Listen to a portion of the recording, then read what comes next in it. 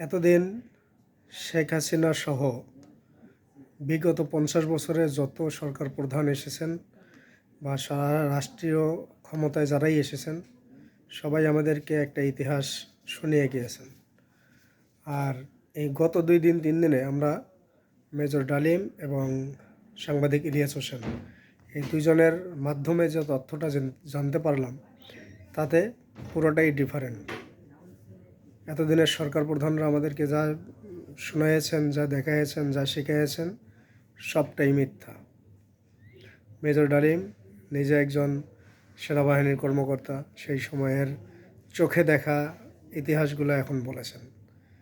তো এই যে উনি এতদিন পরে সত্য কথাগুলো বললেন, আপনাদের মতামত কি?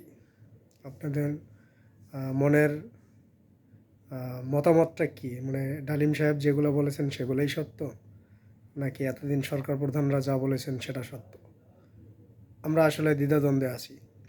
তবে যেহেতু মুক্তিযুদ্ধের সময়, 71-এর সময়, 75-এর সময় মেজর ডালিম সাহেব সশরীরে স্বচক্ষে সব কিছু দেখেছেন, সব কিছু শুনেছেন, তার কথাটা আমাদের কাছে বেশি গ্রহণযোগ্য।